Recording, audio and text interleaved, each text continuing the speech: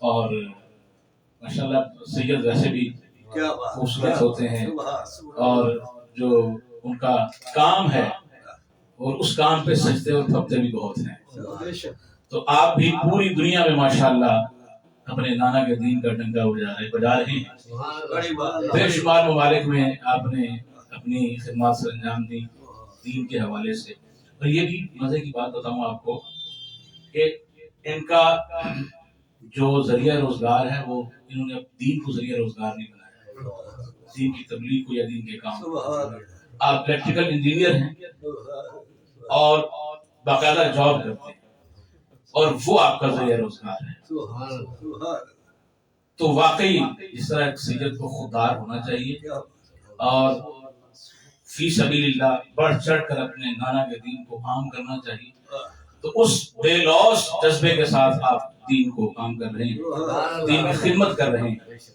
اور عیسائیوں کے گرجا گھروں میں جا کر اور مندروں میں جا کر آپ نے لوگوں کو دین کا پیغام دیا اور مسلمان بھی کیے لوگ. وہ شخصیت ہمارے درمیان. نعرہ تکبیر، نعرہ رسالت، نعرہ حیدری، شان اہل بیت، شان اہل بیت. اور ایک اور بات آپ کو بتاتا چلوں، آپ حیران ہوں گے. یہ بظاہر ایک شخصیت ہمارے درمیان موجود ہے، لیکن میں سمجھتا ہوں کہ ایک شخصیت نہیں ہے، پوری انجمن ہے، ایک پورا ادارہ ہے. صرف کینیڈا کے کنٹری کے اندر آپ نے 22 مساجد بنائی. آپ نے یہ آپ اس کی تفصیل بھی بتائیں گے انشاءاللہ. 22 مساجد دیار غیر میں کینیڈا میں آپ نے اپنی کوشش ہو. سبحان اللہ. تو آخر میں سوال جواب کی نشست بھی ہوگی. آپ کے دل میں ذہن میں کوئی بھی سوال ہو دین کے حوالے سے، دنیا کے حوالے سے، تو آپ بلا جھجک پوچھ سکتے ہیں. مجھے نثار بھائی نے بتایا کہ یہ مائنڈ نہیں کرتے، یعنی کسی چیز کو محسوس نہیں کرتے. آپ جیسا بھی سوال کرنا چاہیں گے آپ بلا جھجک دین کے حوالے سے یا دنیا کے حوالے سے کوئی علمی سوال کرنا چاہیں، کچھ پوچھنا چاہیں تو آپ ضرور ان سے سوال کیجیے. انشاءاللہ یہ آپ کے کوئی اور بھی ذہنی پریشانیاں ہوتی ہیں، ٹینشنز ہوتی ہیں. لوگ آج کل ظاہر پریشان حال ہیں، اپنے مسائل کا حل ڈھونڈتے ہیں. وہ بھی اگر پوچھنا چاہیں گے تو سید صاحب ہمارے درمیان موجود ہیں، انشاءاللہ آپ کو تسلی بخش اور تشفی بخش جواب دیں گے. تو میں بلا تاخیر گزارش کروں گا حضرت علامہ پیر سید بدیع الدین سہروردی صاحب مدثر اللہ العالی سے کہ آپ ہمیں اپنے مواعظات حسنہ سے مستفیض. نعرہ تکبیر، نعرہ رسالت، نعرہ حیدری، نعرہ غوثیہ. بسم اللہ الرحمن الرحیم. الحمد للہ رب العالمین والعاقبۃ للمتقین والصلاۃ والسلام علی اشرف الانبیاء والمرسلین سیدنا و مولانا محمد وعلی آلہ واصحابہ اجمعین. قال اللہ تبارک و تعالی فی شان حبیبہ ان اللہ وملائکتہ یصلون علی النبی یا ایھا الذین آمنوا صلوا علیہ وسلموا تسلیما. اللهم صل علی سیدنا و نبینا و حبیبنا و شفیعنا ومولانا محمد وعلى آله وصحبه وسلم. الصلاة والسلام عليك يا سيدي يا رسول الله وسلم عليك وعلى آلك وأصحابك يا حبيب الله. میرے واجب الاحترام بزرگان ملت، برادران اسلام اور گھروں میں بیٹھی ہوئی ہماری جہاں تک آواز جا رہی ہے میری بہن اور بچوں، السلام علیکم ورحمۃ اللہ. وعلیکم السلام. آج الحمدللہ یہ بڑی سعادت کے لیے، میرے لیے سعادت کی بات ہے کہ آپ سب کے درمیان مجھے کچھ باتیں کرنے کا موقع مل رہا ہے. اللہ تعالیٰ سے دعا فرمائے اللہ تعالیٰ ہمیں سچ بات کہنے کے بعد سننے کے بعد عمل کی توفیق. آمین.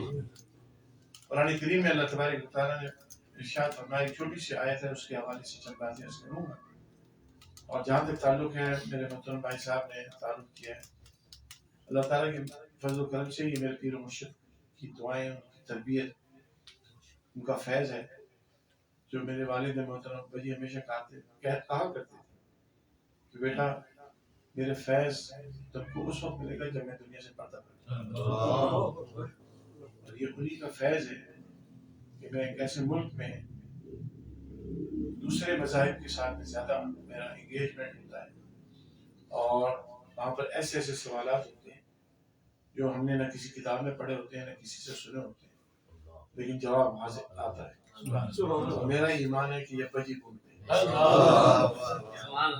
یہ میرا ایمان ہے، کیونکہ ہماری یہ صلاحیت نہیں ہے، ہم اس قابل نہیں ہے کہ ہم اپنے آپ کو کوئی بڑا عالم سمجھے، نہ میں کبھی کہا اللہ حافظ سے۔ یہ ان کا فیض ہے کہ اللہ تعالیٰ کے فضل و کرم سے اللہ ہماری عزت رکھتا ہے، اور اس کے جو سوالات ہوتے ہیں، جو مسائل ہوتے ہیں، اللہ تعالیٰ ان کا حل عطا فرماتا ہے۔ یہ ساری چیزیں آپ ماشاء اللہ صاحب سلسلہ ہیں، یہاں بیٹھے ہو، کسی نہ کسی بزرگ سے وابستہ ہیں، کسی اللہ کے ولی سے وابستہ ہیں۔ اسی حوالے سے میں نے سوچا کہ قرآن کریم کی ایک چھوٹی سی آیت ہے، اس کا ترجمہ اور تفسیر آپ کی خدمت میں پیش کرتا ہوں۔ اللہ تبارک و تعالیٰ ارشاد فرماتے ہیں، بسم اللہ الرحمن الرحیم، یا ایھا الذین آمنوا اتقوا اللہ وکونوا مع الصادقین۔ اللہ تبارک و تعالیٰ ہم سے مخاطب ہو رہے ہیں، ایمان والوں سے۔ اے ایمان والوں، اے صاحبان ایمان، اتقوا اللہ، اللہ سے ڈرو، وکونوا مع الصادقین، اور سچے لوگوں کے ساتھ۔ تو دیکھیے جو ایمان ہے نا، آپ سب، میں اس کی تفصیل میں نہیں جاؤں گا، ماشاءاللہ آپ علماء سے سنتے رہتے ہیں۔ ایمان اللہ تبارک و تعالیٰ کا انعام ہے، جس انسان کو مل جائے تو اس کے لیے یہ پہلا اسٹیپ ہوتا ہے کہ اس کو اللہ تبارک و تعالیٰ اپنے قریب کر لے، کیونکہ ایمان انسان کو ناپاکی سے دور کرتا ہے، اور ناپاکی یاد رکھیے دو قسم کی ہے، ایک جسم کی ناپاکی ہے، ایک ذہن کی ناپاکی ہے، فکر کی ناپاکی ہے، عقیدے کی ناپاکی ہے، انسان کے کردار کی ناپاکی ہے۔ تو جسم کی ناپاکی تو آپ سب جانتے ہیں کہ اس کو کیسے صاف کیا جائے، دل کی ناپاکی، عقیدے کی ناپاکی، ذہن کی ناپاکی، فکر کی ناپاکی، وہ جب انسان کو دور ہوتی ہے تو یاد رکھیے یہی ایمان کی علامت ہے کہ وہ ایمان اس کو صاف کرتے ہیں۔ اب یہ ایمان ملنا اللہ کے اوپر، اللہ کے رسولوں پر، اللہ کی کتابوں پر، وہ ساری چیزیں آپ کو معلوم ہے، یہ ایک بنیادی ریکوائرمنٹ ہے، ایک بنیادی ضرورت ہے ایک مومن کی کہ وہ صاحب ایمان ہے، اللہ کی توحید پر یقین ہو، رسول کریم علیہ السلام کے آخری نبی اور آخری رسول ہونے پر یقین ہو، قرآن کریم کی وہ اللہ کی کتاب مانے، باقی الہامی کتابیں، یوم آخر پہ یقین ہو، یہ ساری چیزیں آپ کو معلوم ہے۔ پھر اللہ نے فرمایا اتقوا اللہ۔ اب سوال یہ پیدا ہوتا ہے کہ ایمان تو مل چکا ہے، اور ایمان ملتا ہی اسی کو جسے اللہ کا شعور، لیکن اللہ نے یہ کیوں کہا اتقوا اللہ؟ ایمان والا تو متقی ہونا چاہیے، لیکن اتقوا اللہ فرما کے اللہ تبارک و تعالیٰ نے یہ بات ہمیں بتا دی کہ بہت سارے ایسے لوگ ہوں گے ایمان کا دعویٰ کریں گے، اللہ سے ڈریں گے نہیں، ایمان کی کہیں گے کہ ہمارے پاس ایمان ہے، بولیں گے ہمارے پاس ایمان ہے، شکل مومنوں والی بنا لیں گے، شکل مسلمانوں والی بنا لیں گے، لیکن اتقوا اللہ والی بات نہیں ہوگی، یعنی اللہ سے ڈرنے والی نہیں ہوگی۔ نبی صلی اللہ علیہ وسلم پوچھے کہ یا رسول اللہ تقویٰ کہاں ہوتا ہے؟ یاد رکھیے ہم لوگوں نے آج کل کی دنیا میں ہم نے تقویٰ کو اپنے کپڑوں میں بند کر لیا۔ تقویٰ نہ کپڑوں میں ہوتا ہے، نہ شکل میں ہوتا ہے، نہ انسان کی کسی اور معاملے میں ہوتا ہے۔ رسول کریم علیہ السلام سے پوچھا کہ رسول تقویٰ کہاں ہوتا ہے؟ حضور نے دل کی طرف اشارہ فرمایا یہاں۔ سبحان اللہ۔ تو ایمان مل جانا یہ اللہ کا انعام ہے، بہت بڑا انعام ہے، لیکن اس ایمان کا اظہار انسان جب کرنا چاہتا ہے اور اس کو بڑھانا چاہتا ہے تو اس اللہ تبارک و تعالیٰ کا شعور اور ادراک اس کے ذہن میں آتا ہے۔ صوفیہ کرام اور اولیاء کرام نے یہی ہمیں میسج دیا ہے، اللہ نے ان کو یہی صلاحیت دی کہ وہ رب کائنات کا فہم اور ادراک ان کا حاصل ہو۔ اللہ تو میرے یہاں پہ مجھے ایک بات یاد آ رہی ہے، آپ مجھے نہیں معلوم، شاید نوجوانوں کو شاید پتا ہو، امریکہ میں ایک شخص ہے جو بہت قابل آدمی ہے، اس میں کوئی شک نہیں، جان ہاپکن یونیورسٹی امریکہ کی one of the best university ہے، جو میڈیکل یونیورسٹی ہے، اس کا وہ ڈین تھا نیورولوجی۔ وہ بھائی مذہب تو وہ کہتا ہے میرا کوئی مذہب نہیں، لیکن بہرحال وہ ہندو تھا، اور اس کا نام ہے ڈاکٹر دیپک چوپڑا۔ آپ کبھی گوگل کریں گے تو آپ کو مل جائے گا، بہت قابل آدمی ہے، اور اتنا وہ مشہور ہے اور اتنا وہ پاورفل ہے کہ اس کو ہم کہتے ہیں کہ ہالی ووڈ کا پیر ہے، یعنی جتنے بڑے بڑے ان کی فلموں کے اداکار ہیں وہ سارے اس کے پاس جاتے ہیں، اور امریکی صدر جتنے بھی ہیں وہ سب اس کے مرید ہیں، یعنی وہ ان کا روحانی علاج وہی کرتے ہیں۔ یہ کریکشن ہے. مختصر یہ کہ اس کی اور میری ہماری ایک ڈبیٹ ہوئی تھی جو ٹیلی وائز تھی اور ٹیلی ویژن کے اوپر یہ دکھائی گئی تھی. تو اس نے ایک موقع پر یہ، کیونکہ اس نے یہ کہا ہے کہ میں خدا پہ یقین رکھتا ہوں لیکن کسی مذہب کو نہیں مانتا، مذہب کو نہیں مانتا. میں نے کہا مذہب کو کیوں نہیں مانتا؟ تو کہنے مذہب اس لیے نہیں مانتا ہے کہ مذہب پابندیاں لگاتا ہے. ہم خدا کو مانتے ہیں تو خدا کو جیسے مانے، ہم ان کے عقیدے میں، ان کے ذہن میں جو خدا کی شکل ہے اس کے مطابق مانتے رہیں. کیونکہ مذہب پابندیاں لگاتا ہے، چاہے کوئی بھی مذہب ہو، ہر مذہب پابندیاں کچھ نہ کچھ اپنے عقیدے کے مطابق لگاتے ہیں. تو اس نے بولا کہ اگر آپ کسی مذہب کے پابند ہو جاتے ہیں تو پھر مذہب تمہیں جس خدا کا پتہ بتاتا ہے، تو جب وہ خدا تمہیں مل گیا تو اب آگے کیا چاہیے؟ یعنی ایک انسان کی منزل اللہ کا ملنا ہے نا، اللہ کا عرفان، اللہ کا فہم. تو جب خدا مل گیا، جب اللہ مل گیا، دیٹس اٹ، یہ آپ کا اینڈ ہو گیا.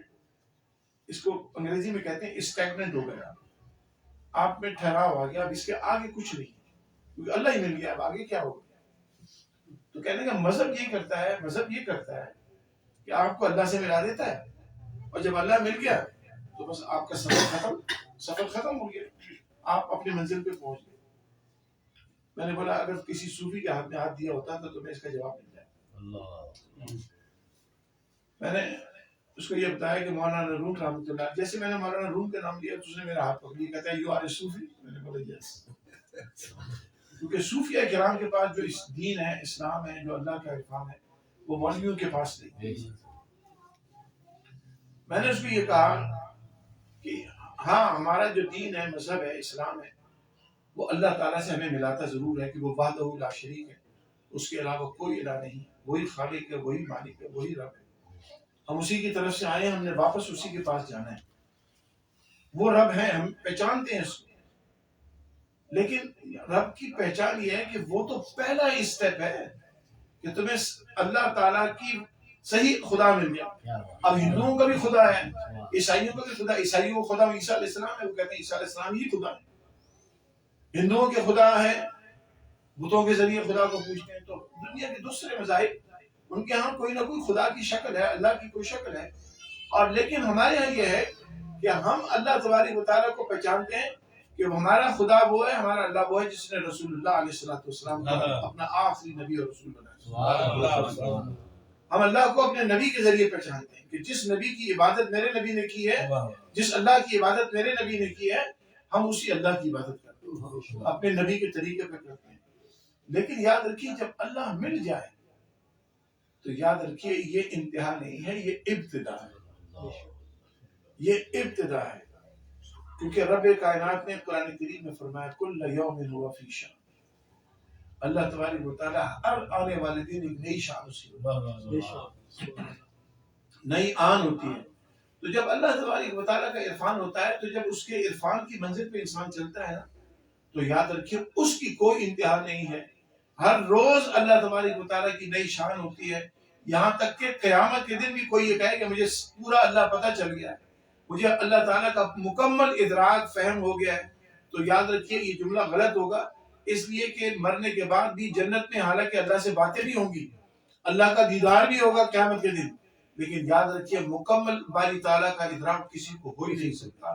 ہم نے کہا اللہ تبارک و تعالیٰ رسول اللہ کے ذریعے ملائے گئے ہم کو، لیکن اب جب ہم اللہ کے عرفان کی منزل پہ چلتے ہیں تو یہ ایسا سفر ہے جس کی انتہا نہیں ہے.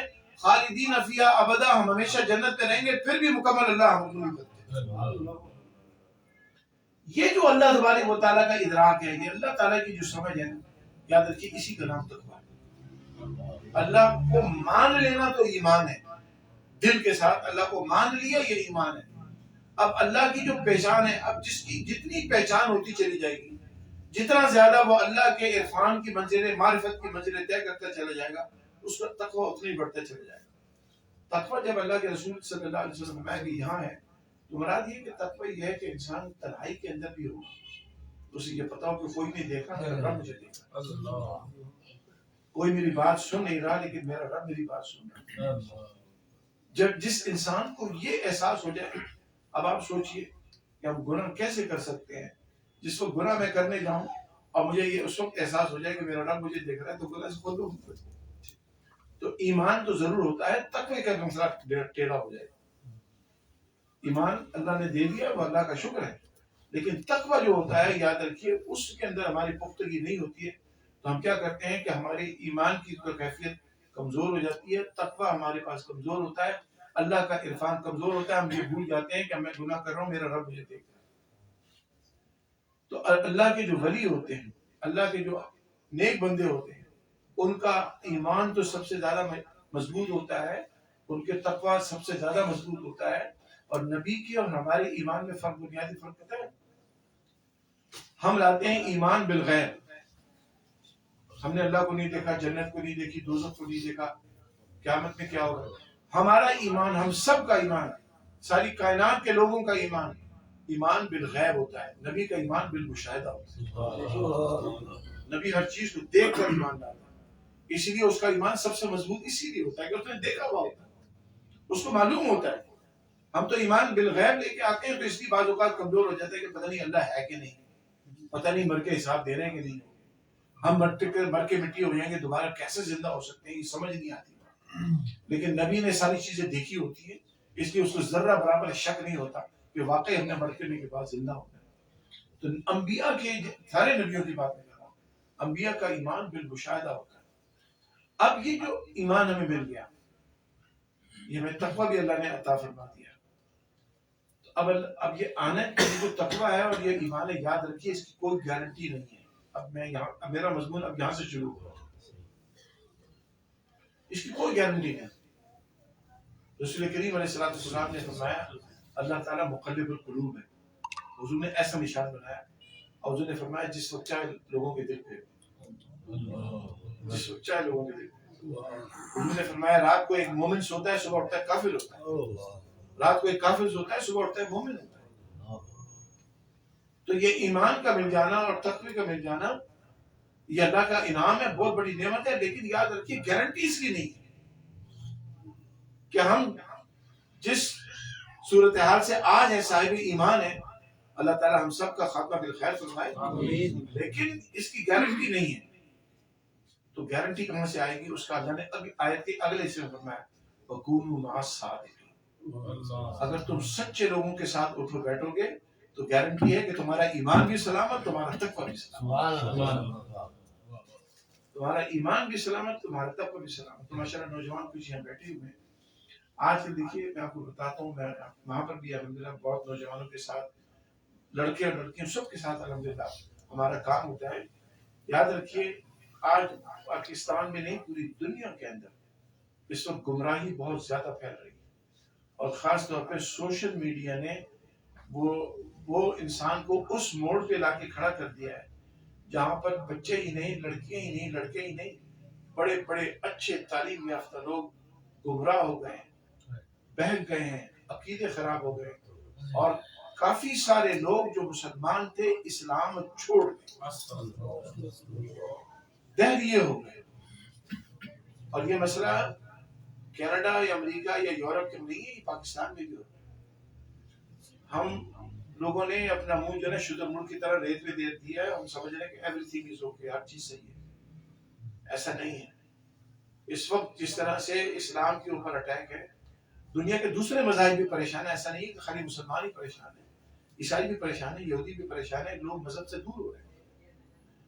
مسلمان ہے، لہٰذا میں اسلام کے حوالے سے بات کروں گا، تو ہم کو کیا کرنا ہے؟ یاد رکھیے میں وہاں بھی یہ بچیوں کو یہ بات کہتا ہوں کہ اگر آپ نے کسی ایک انسان کو بھی غلط عقیدے والے کو اپنا دوست بنا لیا، یہ مت سوچئے کہ آپ اس کے اثر سے متاثر نہیں ہوں گے۔ ایک دیکھیے علیحدہ سلیح سب سے ہو سکتی ہے، بات چیت سب سے ہو سکتی ہے، نفرت صوفیوں کیا نہیں ہے، اسلام میں نفرت نہیں ہے، یہ میں کھل کر بات کہتا ہوں۔ میں ہمیشہ یہ بات کہتا ہوں، ہمیں کافر سے نفرت نہیں ہے، یاد رکھیے میں بڑی ذمہ داری سے یہ بات کہہ رہا ہوں، ہمیں کافر سے نفرت نہیں ہے، ہمیں کفر سے نفرت ہے، ہمیں مشرک سے نفرت نہیں ہے، ہمیں شرک سے نفرت ہے، ہمیں گناہ گار سے نفرت نہیں ہے، گناہ سے نفرت ہے۔ یہ دو بڑے فرق ہے۔ اگر ہم گناہ گار سے نفرت کریں گے تو اس سے جا کے بات کب کریں گے، اس کو ہدایت کب دیں گے؟ جس سے ہم نفرت کرتے ہیں ہم تو چاہتے ہیں اس سے قریب بھی نہ آئے، گناہ گار کے قریب جاؤ تاکہ اسے دین کی ہدایت بتاؤ۔ گناہ سے نفرت کرو، गुनाहगार से नफरत न करो, काफिर को करीब लाओ, उसको दीन बताओ। मैं चर्चिस में जाके तकरीर करता हूँ, सारे मुसलमान नहीं है, लेकिन अल्लाह के फजल करम से जिनको अल्लाह हिदायत देना चाहे, जाने से फायदा ये होता है कि एक न एक आदमी मुसलमान भी होता है। तो अगर मैं काफिरों से नफरत करता तो मैं तो चर्च क्यों जाऊँ? मुशरिकों से नफरत करता तो मैं सिखों के गुरुद्वारे में, हिंदुओं के टेम्पल्स में क्यों जाऊँ? मैं इसलिए जाता हूँ। और आका अलैहिस्सलाम की मैं आपको बात सुनाऊंगा। नबी अलैहिस्सलाम मस्जिद नबी में बैठे हुए थे, हुजूर के एक साहबी आए, कहने या रसूल अल्लाह फलाना फलाना एक यहूदी है, उसके बच्चे की जान निकलने वाली है, बड़ा नज़ा की कैफियत में, या रसूल अल्लाह नज़ा की कैफियत है, वो बड़ा परेशान है उसका। हुजूर ने जैसे सुना कि उस यहूदी का बच्चा नज़र की कैफियत में, उसकी जान निकलने वाली है, बेचारा परेशान है, हुजूर उठे फौरन मस्जिद नबी से, और हुजूर बहुत तेजी के साथ उसी के घर की तरफ गए, और हुजूर वहां घर में पहुंचने के बाद सीधा उस कमरे में चले गए जहां उसका बच्चा था। नबी अलैहिस्सलाम ने जाके उस बच्चे को कहा कि पढ़ अशहदु अल्ला इलाहा इल्लल्लाह व अशहदु अन्ना मुहम्मदन। तो उस बच्चे ने अपने बाप की तरफ देखा, उसने कहा कि ये मोहम्मद सल्लल्लाहु अलैहि वसल्लम मुझे कुछ कह रहे हैं, मैं पढ़ लूं। बाप की तरफ देखा, क्योंकि वो तो मुसलमान नहीं थे, यहूदी मजहब के मानने वाले थे। अपने बाप की तरफ देख के कहता है कि ये मोहम्मद सल्लल्लाहु अलैहि वसल्लम आ गए हमारे घर के अंदर, हमारे घर में आ गए, और ये कुछ कह रहे हैं पढ़ने को, क्या मैं पढ़ लूं? बाप ने कहा जो कह रहे हैं पढ़ ला, क्योंकि अब वो उसका आखिरी वक्त था लाजमी तौर पर। तो बाप ने कहा जो कह रहे हैं पढ़ने को बात। जैसे उसने कलमा शरीफ पढ़ा, उसके बाद उसकी रूह कफ से अर्थरी से प्रवास कर दी, रसूल पाक ने मुसलमान करके उसको। हमारे नबी बड़ी मोहब्बत करते हैं, मुसलमान किया उसको, आखिरी वक्त में उसको जहन्नम से बचा लिया, आखिरी वक्त में उसको जहन्नम से बचा दिया। क्योंकि रसूल करीम सल्लल्लाहु अलैहि वसल्लम ने फरमाया कि जब इंसान को गैर मुसलमान होता है तो उसके सारे पिछले गुनाह बिल्कुल ऐसे साफ हो जाते हैं जैसे अभी मां के पेट से भी पैदा हुआ। तो ये जो है वकूनु मअस सादिकीन, सच्चों के साथ, सच्चों के साथ उठने का मतलब ये है कि इंसान ऐसे लोगों के साथ अपनी दोस्ती रखे कि जो उसको कभी नमाज याद करा दिया, कभी कुरान करीम याद करा दिया, कभी मौत याद करा दिया कि हमने मरना है, हमने हिसाब देना है, हमने रब की बारगाह में पेश होना है, हम अल्लाह ताला को और क़यामत के दिन रसूल पाक को फेस करते हैं। हम रसूल करीम अलैहिस्सलाम के सामने किस मुंह से खड़े होंगे कि आका अलैहिस्सलाम ये कहेंगे कि ये मेरा उम्मती है? हमने जब नबी सल्लल्लाहु अलैहि वसल्लम को फेस करना है तो हम नबी सल्लल्लाहु अलैहि वसल्लम की बारगाह में ऐसे हाजिर हों कि हुजूर हमें देख के खुश हो जाए, हुजूर हमें देख के खुश हो जाए, हुजूर हमें देखकर इतने खुश हो जाए कि हमारी शफाअत फरमा। तो वकूनु मअस सादिकीन, ईमान बचेगा उसी वक्त जब आपका उठना बैठना। मैं बस बात इंशाअल्लाह 4-5 मिनट में खत्म करूंगा। मैं चाहूंगा कि आप सवाल करें। जब हमारा उठना बैठना उन लोगों के साथ हो जो साहिबाने ईमान है, जो साहिबाने तक़वा है, जब उनकी सोबत इख्तियार करेंगे तो याद रखिए ये अल्लाह तबारक व तआला की तरफ से ऐलान है कि देखो तुम्हारे ईमान और तक़वे की हिफाजत उन्हीं के दरमियान हो सकती है जो तुम साहिबाने तक़वा हो, साहिबाने ईमान हो।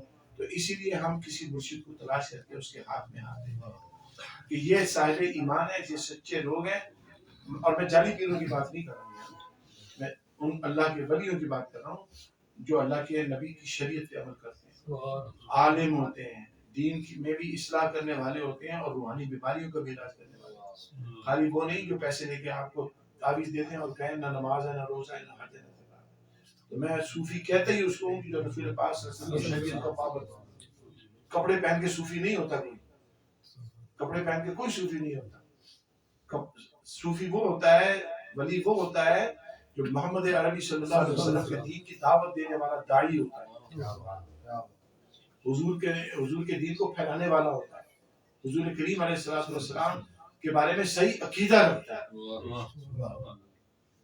तो हमारी सिलेक्शन ऑफ फ्रेंड्स जिसे हम कहते हैं ना, दोस्ती का मेयार, दोस्ती का इंतखाब उनका होना चाहिए जो इंसान को अल्लाह याद करे। नबी सल्लल्लाहु अलैहि वसल्लम के कुछ सहाबी थे, वो किसी जगह गए, वापस आए उस जगह से तो किसी इंसान की बड़ी तारीफ करने लगे تعریف کر دی یا رسول اللہ وہ بہت اچھا انسان تھا، بہت اچھا انسان تھا، بہت اچھا انسان. نبی علیہ الصلوۃ والسلام ان کی اس شخص کی تعریف سنتے رہے. جب انہوں نے اس کے لیے بات چیت بند کی تو نبی صلی اللہ علیہ وسلم نے فرمایا تم جتنی دیر اس کے پاس بیٹھے کیا اس نے کبھی تم سے موت کا بھی ذکر کیا؟ کیا نہیں یا رسول اللہ موت کا تو ذکر کیا. انہوں نے فرمایا پھر وہ نہیں ہے جو تم سمجھ رہے ہو. یعنی موت کا مطلب یہ نہیں کہ ہم موت کو یاد کر کے ہر وقت مایوس ہو جائے، نہیں نہیں. موت کا مطلب ہے کہ ہمیں احساس رہے اکاؤنٹیبلٹی کا، ہمیں احساس رہے احتساب کا کہ ہم نے ایک نہ ایک دن تو جانا ہی ہے نا. آج نہیں تو کل صحیح 100 سال کے بعد جانا ضرور ہے.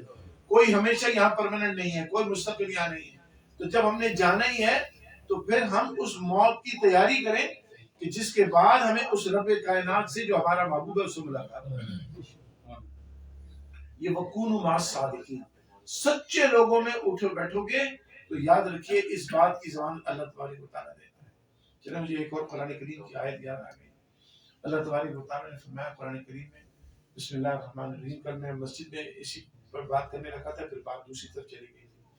اللہ تبارک سورہ حامیم سجدہ میں اللہ تبارک و تعالیٰ نے بڑی خوبصورت بات بتائی ہے. آج یہ لوگ جو ہمارے یہاں اب دوسرے اللہ تعالیٰ، میری عادت نہیں کہ میں کسی فرقہ واریت کی بات کروں، میرا مزاج ہی نہیں. ہم سب مسلمان ہیں، بعض لوگوں سے ہمارے اختلاف ہے، اللہ تعالیٰ ان کو ہدایت دے. بعض لوگ یہ سمجھتے ہیں کہ جو اللہ کے ولی ہیں، نیک لوگ ہیں، صالح لوگ ہیں، اللہ معاف کرے ایسے ایسے جملے ان کے بارے میں کہتے ہیں کہ جناب داتا صاحب کو تو پتہ ہی نہیں کہ وہ کہاں ہیں، تو تم داتا صاحب کے ساتھ اپنے آپ کو کیوں اٹیچ کیا ہوا ہے، فلانے بزرگ کو تو پتہ ہی نہیں. یاد رکھیے جو یہ شخص جملہ کہتا ہے وہ جاہل انسان ہے، اس کو قرآن کا ذرا سا بھی فہم نہیں. بڑے بڑے لوگ کہتے ہیں، بڑے بڑے پڑھے لکھے لوگ. اللہ تبارک و تعالیٰ قرآن کریم میں فرماتا ہے اور یہ سچے لوگوں کی بات بڑی بتا رہا ہوں، ایسے لوگ ہیں انہی سے دوستی کرنی چاہیے، انہی کے ساتھ اٹھنا بیٹھنا چاہیے. اللہ تعالیٰ فرماتے ہیں بسم اللہ الرحمن الرحیم ان الذین قالوا ربنا اللہ، indeed for sure یقیناً جن لوگوں نے کہا اللہ ہمارا رب ہے. اللہ کو رب کہنا تو آسان ہے لیکن اس کو ماننا ذرا مشکل ہے. یہ میں آپ کو بتا رہا ہوں، اللہ ہمارا رب ہے کہہ دیا، سو کیا ہے؟ جب اللہ کو رب کہا ہے نا اس کو پتہ ہے مطلب کیا ہے؟ مطلب یہ ہے کہ اب ساری چیزوں کی ذمہ داری اس رب کی ہے، وہی دیتا ہے. روٹی بھی وہی دیتا ہے، کھانا بھی وہی دیتا ہے، کپڑے بھی وہی دیتا ہے، زمین بھی اس نے دی ہے، ہوا بھی اس نے دی ہے، جسم بھی اس کا. میرا جسم میری مرضی نہیں، جسم بھی اسی کا ہے، جان بھی اسی کی ہے، ہر چیز اسی کی ہے، والدین اسی نے دی ہے، بچے اسی نے دیے، بیوی شوہر اسی نے دی ہے. یعنی ساری جو ہماری زندگی کی ضروریات ہیں وہ رب کائنات نے دی. یہ رب کا عقیدہ. تو جب انسان یہ سوچے کہ میری ساری سپلائی لائن تو کوئی اور ہے، آپ لوگ ملٹری کے لوگ ہیں یہاں پر، سپلائی لائن تو کوئی آدمی نہیں ہے، کوئی لوگ نہیں ہے، کوئی تنظیم نہیں ہے، کوئی آرگنائزیشن نہیں ہے، میری سپلائی لائن تو رب کے پاس ہے. تو مجھے یہ بتائیے پھر وہ دوسروں سے ڈرے گا کیسے؟ دوسروں کی کسی بات سے پریشان کیوں ہو؟ دوسروں پہ انحصار کیوں کرے گا؟ ان کے آگے ہاتھ کیوں پھیلائے گا؟ کیوں پھیلائے گا؟ اللہ نے قرآن میں وعدہ کیا. میں تو حیران ہوتا ہوں ان لوگوں کے اوپر جو اتنی جلدی پریشان ہو جاتے ہیں. غوث پاک غوث السمدانی سیدنا عبد القادر جیلانی رضی اللہ تعالیٰ نے فرمایا کہ انسان جب تجھ پہ ذرا مشکل وقت آتا ہے تو اللہ سے شکایتیں کرتا ہے. تم اللہ سے شکایتیں کرتے ہو؟ مومن تو اللہ کی رضا پہ راضی رہتا ہے. تو جب ہم نے یہ کہہ دیا کہ اللہ ہمارا رب ہے تو پھر ہماری سپلائی لائن تو اس کے پاس ہے، لوگوں کے پاس نہیں ہے. اللہ نے فرمایا جب یہ چیز ایسی کہہ دو تو ثم استقاموا، اب اس پہ ڈٹ جائے. اب نہ دنیا کو کوئی خوف تمہیں اس سے ہٹائے، نہ دنیا کی کوئی لالچ تم سے ہٹائے، بالکل اس پہ ڈٹ جاؤ. امام حسین نے میدان کربلا میں اپنی گردن کٹا لی. کیوں کٹا لی؟ کہ وہ ڈٹ گئے تھے. ان الذین قالوا ربنا اللہ ثم استقاموا. ان کو پتا تھا میری سپلائی لائن اللہ کے پاس ہے، کسی اور کے پاس نہیں، کسی انسان کے پاس نہیں، کسی بادشاہ کے پاس نہیں. وہ میرا رب ہے، وہ میرا الہ ہے، وہ میرا معبود ہے. تو جب وہ ڈٹ گئے نا، جب ایسی صورتحال ہوتی ہے نا پھر کیا ہوتا ہے؟ بس یہ میں بتانا چاہتا ہوں. ثم استقاموا، اللہ فرماتا ہے جب یہ تمہاری یہ کیفیت ہو جائے گی تو میں کیا کروں گا؟ تتنزل علیہم الملائکہ، میں تم پر فرشتے بھیجوں گا۔ یہ نبیوں کی بات خالی نہیں ہے، نبیوں کی تو آتے ہی عام مومنین صالحین کی جو دو کنڈیشنز پوری کرتے ہیں، اللہ کو رب ماننے اور اس پہ ڈٹ جائیں، پھر دنیا کی ادھر سے ادھر ہو جائے، وہ کہیں سے ادھر ادھر نہ ہو، تو فرماتے ہیں تتنزل علیہم الملائکہ، میں تم پر فرشتے نازل کروں گا۔ وہ فرشتے آگے کیا کریں گے؟ وہ فرشتے آگے کیا کریں گے؟ تتنزل علیہم الملائکہ، مطلب وہ آگے کیا کریں گے؟ بخدا زندگی کو پرسکون بنا۔ آج ہم بڑے بے سکون ہیں، ہر انسان کو کوئی نہ کوئی پریشانی ہے، کسی کو اولاد کی پریشانی ہے، کسی کو بیوی کی پریشانی ہے، بیوی کو شوہر کی پریشانی ہے، کسی کو بزنس کی پریشانی ہے، کسی کو جاب کی پریشانی ہے، کوئی نہ کوئی پریشانی لگی ہے، کوئی بیمار ہے، کوئی۔ اللہ تعالیٰ فرماتے ہیں وہ فرشتے آگے کہیں گے اللہ تخافوا ولا تحزنوا، اے اللہ کے بندے، اے اللہ کے دوست، اے اللہ کے ساتھ وفادار، وفاداری اللہ کی ہے، لائلٹی اللہ کے ساتھ ہے، تو فرمائیں گے کہ اب ڈرنے ورنے کی کوئی ضرورت نہیں ہے، اللہ تخافوا ولا تحزنوا، کوئی خوف نہیں ہے، کوئی غم نہیں ہے، تم خوش رہو۔ اور میں اکثر لوگوں کو کہتا ہوں کہ یاد رکھو زندگی آپ کے ہاتھ میں ہے، اب رو کے گزارو کہ خوش ہو کے گزارو۔ اللہ نے نہ آپ کو رونے کے لیے کہا ہے، نہ آپ کو ہنسنے کے لیے کہا ہے، اس نے کہا کہ میں مومن ہے، میں یہ چاہتا ہوں کہ مومن خوش رہے۔ اللہ تخافوا ولا تحزنوا، اللہ تعالیٰ نے فرمایا کہ وہ فرشتے آگے کہہ دیتے ہیں کہ کوئی ڈرنے کی ضرورت نہیں ہے، کوئی خوف نہ کھانے کی ضرورت نہیں ہے، بلکہ بخدا زندگی میں پتہ چل جاتا ہے کہ جنت میں تمہارا مقام کہاں ہے۔ قرآن ہے، اللہ تخافوا ولا تحزنوا وابشروا بالجنة التي كنتم توعدون۔ انسان کتنا خوش نصیب ہوگا کہ فرشتے آگے اس کو اس کی زندگی، مرنے کے بعد کی بات نہیں، یہ زندگی کی بات، اس زندگی وابشروا بالجنة التي كنتم توعدون، ہم تمہیں بشارت دیتے ہیں اس جنت کی جس کا تم سے اللہ نے وعدہ کیا۔ سبحان اللہ، سبحان اللہ، سبحان۔ تو داتا صاحب کو زندگی میں پتا تھا کہ انہوں نے جنت پہ کام، یہ جو اٹیک کرتے ہیں ان کو کچھ نہیں پتا ان سے کیا ملے گا۔ بزرگان کو زندگی میں اللہ بتا دیتا ہے کہ تمہارا جنت میں یہ محل ہے، تمہارا جنت میں یہ مقام ہے، تمہارا یہ اسٹیٹس ہے۔ اللہ تعالیٰ فرماتے ہیں کہ ان کو پتا چلتا ہے۔ اللہ تعالیٰ نے فرمایا اللہ تخافوا ولا تحزنوا وابشروا بالجنة التي كنتم توعدون، تم سے وعدہ کر لیا ہے۔ اور یاد رکھو اللہ ایک دفعہ وعدہ کر کے توڑتا نہیں، ہم وعدے کر کے توڑتے رہتے ہیں، پتہ نہیں کتنے وعدے توڑتے ہیں۔ اللہ کا وعدہ کبھی جھوٹا نہیں ہوتا، کبھی توڑتا نہیں۔ اور پھر خوبصورت بات اللہ نے فرمائی کہ کیا ہوتا ہے کہ وہ فرشتے جنت کی بشارت دینے کے بعد پتہ کیا کرتے ہیں؟ اور یاد رکھیے جب اللہ کے فرشتے دوست ہو جاتے ہیں تو ہماری طرح کے دوست نہیں ہوتے کہ آج دوستی ہے، آپ سے کوئی میرا مطلب ہے تو دوستی ہو گئی، مطلب ختم ہو گیا تو بھول گئے آپ۔ فرشتوں کی دوستی ایسی نہیں ہے، وہ کہتے ہیں نحن اولیاؤکم فی الحیات الدنیا وفی الآخرہ، اب ہماری اور تمہاری دوستی اتنی پکی ہو گئی ہے کہ دنیا میں بھی ہم تمہارے دوست ہیں اور آخرت میں بھی تمہارے دوست ہیں۔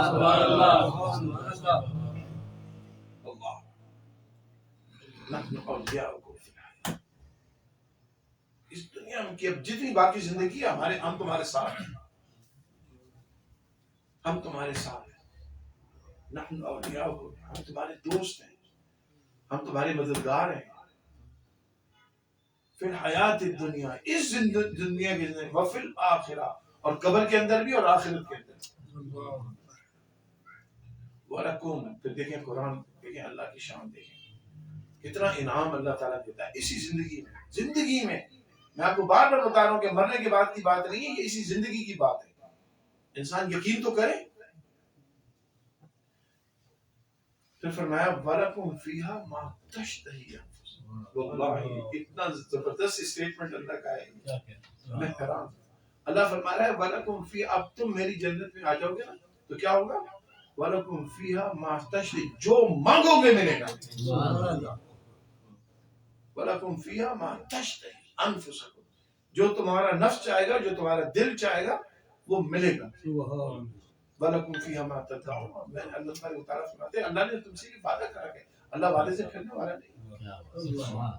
ایک بچے نے مجھ سے پوچھا کینیڈا میں، ان کی تھوڑا سا بڑا ہوگا، کہنے لگا انکل میں جو ہے نا مجھے باکسنگ بڑی پسند ہے، بچے بہت پیارے سوال کرتے ہیں. ان بچوں کو کبھی بھی ڈسکریج نہ کریں تو سوال پوچھیں. کوئی سوال اسٹوپڈ نہیں ہے, کوئی سوال گندا نہیں ہے, کوئی سوال برا نہیں ہے. اس نے مجھے حضرت انکل مجھے نا باکسنگ بڑی پسند اور میں نے یہی اسی موضوع پہ بات کر رہا. آپ نے کہا اللہ جو ہے جنت میں جب ہم جائیں گے تو جو مانگیں گے ملیں گے, تو یہ بتائیے جنت میں باکسنگ ہو؟ بچہ تھا نا چھوٹا سا. میں نے بولا بیٹا بس پہنچ جاؤ, پھر جو مانگو گے ملے گا.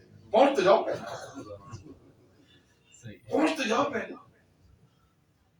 اتنے کوالیفائی تو کر لو نا کہ اندر چلے جاؤ پہلے. بس تمہارے اندر چلے جاؤ, پھر دیکھا جائے گا جو. وَلَكُمْ فِيهَا مَا تَشْتَهِي أَنفُسُكُمْ وَلَكُمْ فِيهَا مَا تَدْعُونَ نُزُلًا مِّنْ غَفُورٍ رَحِيمٍ. یہ بڑے غفور کریم رحیم رب کی طرف سے تمہارے لیے بشارت ہے. اس نے تمہیں عطا کیا, اس نے تمہیں. تو یہ بزرگوں کے ساتھ وابستہ رہیں, یہی سچے لوگ.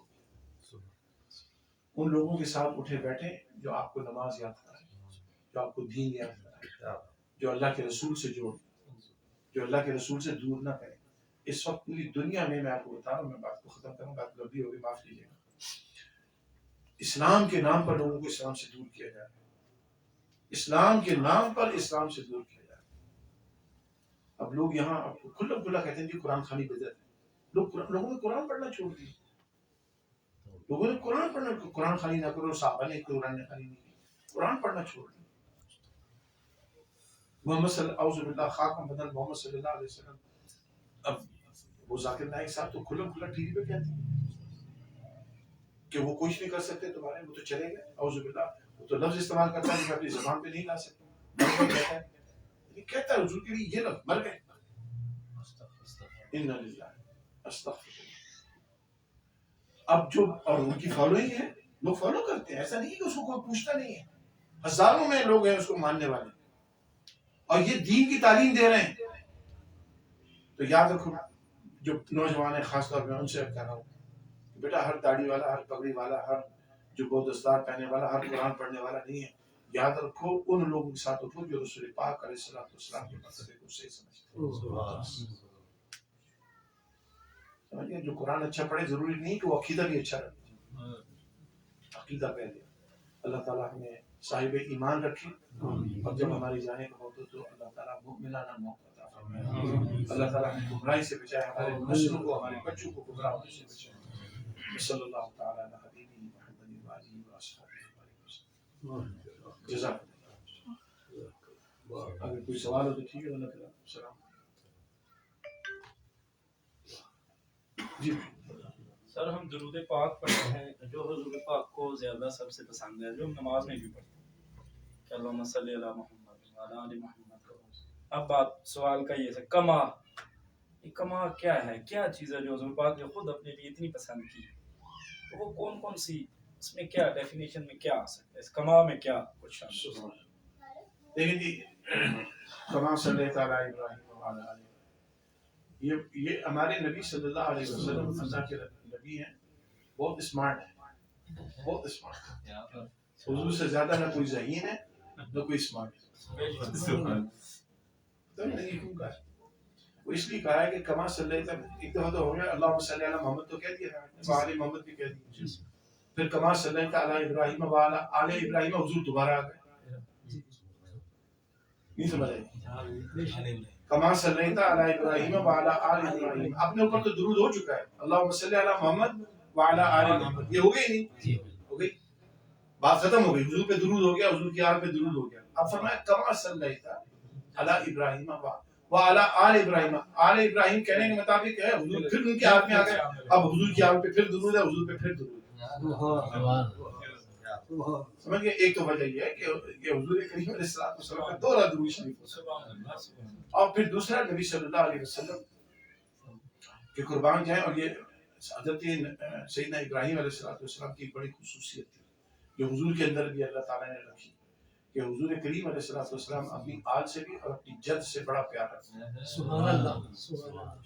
یہ حضرت ابراہیم کے اندر بھی خصوصیت تھی, اور حضرت نبی علیہ السلام میں, کیونکہ حضرت ابراہیم حضور کے والد ہیں, تو وہی ہے نا جی, نسل تو وہی چل رہی ہے. تو حضرت ابراہیم علیہ السلام دیکھیں, ان کو پتا تھا کہ ان کے چچا جو تھے والد نہیں, قرآن میں تو لفظ والد ہے نا, ولی والدیہ والمؤمنین یوم یقوم ربی جاگنے والی جو دعا ہے، تو ابراہیم علیہ السلام نے اپنے، یہ چچا ہیں والد نہیں ہیں لیکن بہرحال فرض والد کا ہے، تو ابراہیم علیہ السلام نے ان کے لیے دعا کر، حالانکہ جانتے ہوئے بھی کہ یہ مسلمان نہیں ہیں، یہ مشرک ہیں، بتوں کو پوچھتے ہیں، تو یہ ابراہیم علیہ السلام کے خون میں تھا کہ جب اللہ تبارک و تعالیٰ نے ان کو امامت دی نا، اللہ نے فرمایا وَإِذِ ابْتَلَىٰ إِبْرَاهِيمَ رَبُّهُ بِكَلِمَاتٍ فَأَتَمَّهُنَّ قَالَ إِنِّي جَاعِلُكَ لِلنَّاسِ إِمَامًا۔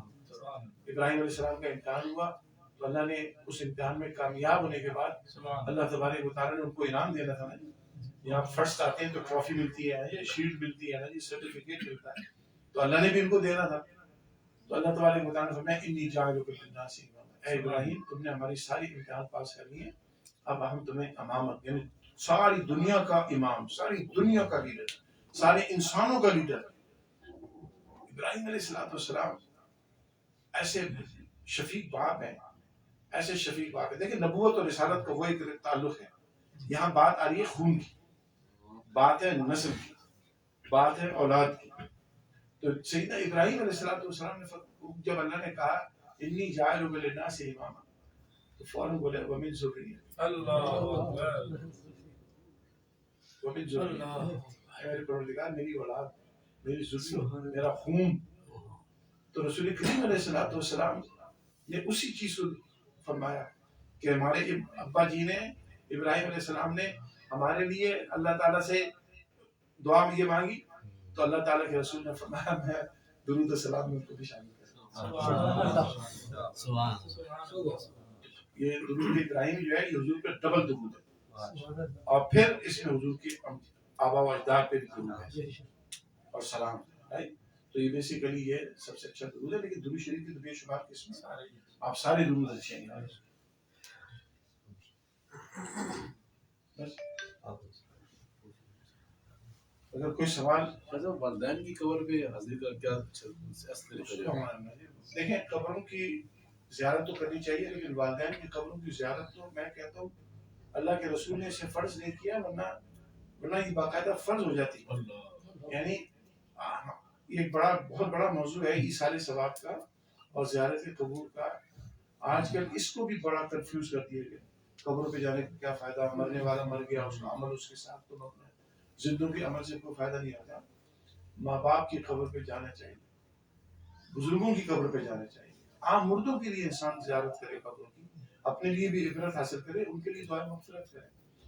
ماں باپ کی قبروں پہ جب انسان جاتا ہے تو یاد رکھیے، یہ کبھی بھی مت سوچیے گا کہ موت انسان کا رشتہ ختم کرتی ہے، موت انسان کے رشتے کو ختم نہیں کرتی، رشتہ باقی رہتا ہے۔ حضور کریم علیہ السلام کی حدیث پاک حضور نے فرمایا کل قیامت میں اللہ تبارک و تعالیٰ جو دنیا میں ایک دوسرے سے محبت کرتے ہیں، کل جنت میں بھی ان کو ایک دوسرے سے اکٹھے ہی رکھیں گے، قیامت میں بھی اکٹھے رہیں گے۔